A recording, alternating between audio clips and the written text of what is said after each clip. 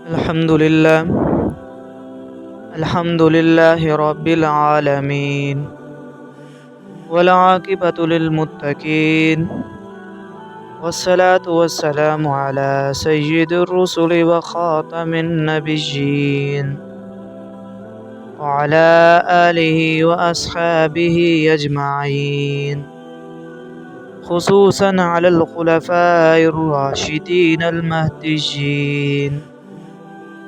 أما بعد، أعوذ بالله من الشيطان الرجيم. بسم الله الرحمن الرحيم. إن عدة الشهور عند الله 12 شهرا في كتاب الله يوم خلق السماوات والأرض منها 4 حرم ذلك الدين القيم. قال النبي صلى الله عليه وسلم: اللهم بارك لنا في رجب وشعبان وبلغنا رمضان، أو كما قال عليه الصلاة والسلام۔ میرے بھائیو، رجب المرجب کا مہینہ شروع ہو چکا ہے۔ آج رجب کی 2 تاریخ ہے۔ رجب اسلامی اور قمری سال کا 7واں مہینہ ہے۔ اس مہینے کی فضیلت بھی ثابت ہے، اس لیے فضیلت حاصل کرنے والے اعمال بھی کرنے کی کوشش کرنی چاہیے۔ میرے بھائیوں، ماہ رجب کی بہت زیادہ فضیلت ہے۔ رجب کے مہینے کا شمار حرمت والے ان 4 مہینوں میں ہوتا ہے جو زمانہ اسلام سے پہلے بھی معزز اور محترم سمجھے جاتے تھے۔ اسلام میں بھی ان کو حرمت اور فضیلت کی حیثیت حاصل ہے۔ اللہ تعالی نے قرآن مجید میں فرمایا: ان عدت الشہور عند اللہ 12 شہرا فی کتاب اللہ یوم خلق السماوات والارض منها 4 حرم ذالک الدین القیم۔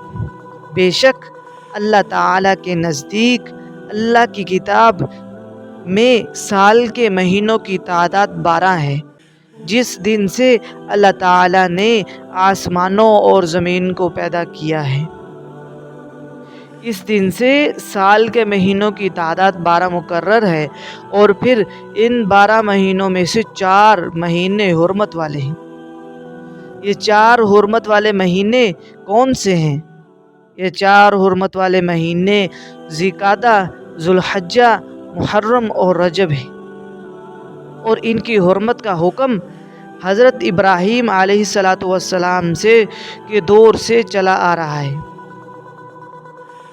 چنانچہ زمانہ جاہلیت کے مشرکین بھی ان کا احترام کرتے تھے، اور ان مہینوں میں جنگ و جدال اور لوٹ مار نہیں کرتے تھے۔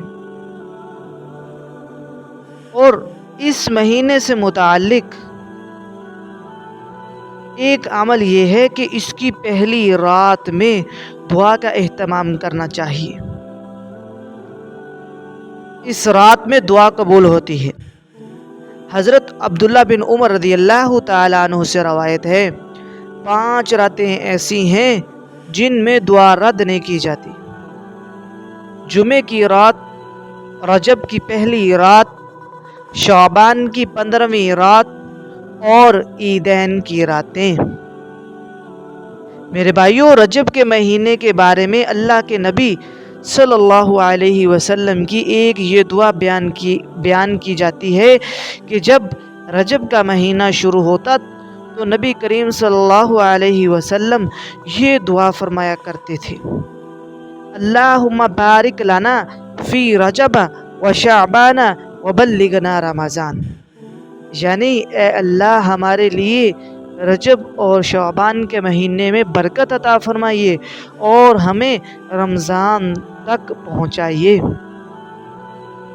ملا علی قاری رحمہ اللہ اس دعا کی تشریح میں فرماتے ہیں کہ اس کا مطلب یہ ہے کہ ان مہینوں میں ہماری اطاعت اور عبادت میں برکت عطا فرمائیے اور ہماری لمبی عمر کر کے رمضان المبارک تک پہنچا دیں، تاکہ ہم رمضان کے اعمال، روزہ اور تراویح وغیرہ کی سعادت حاصل کر سکیں۔ میرے بھائیو، اللہ کے نبی صلی اللہ علیہ وسلم نے رجب اور شعبان میں برکت کی دعا مانگی ہے، اور اس میں کوئی شک نہیں ہے کہ آپ کی دعا قبول ہی ہوتی ہے۔ اس لیے کہ رجب بھی برکت والا ہے اور شعبان بھی برکت والا ہے۔ یہ دن بھی برکت والے ہیں اور یہ راتیں بھی ان کی برکت والی ہیں۔ اس لیے ان بابرکت دن اور راتوں سے انسان کو فائدہ اٹھانا چاہیے اور زیادہ سے زیادہ عبادت کر کے، نیک اعمال کر کے ان کو قیمتی بنانا چاہیے۔ دعا ہے کہ اللہ تعالیٰ جو کہا سنا گیا ہے اس پر عمل کرنے کی توفیق عطا فرمائے۔ وآخر دعوانا ان الحمد للہ رب العالمین۔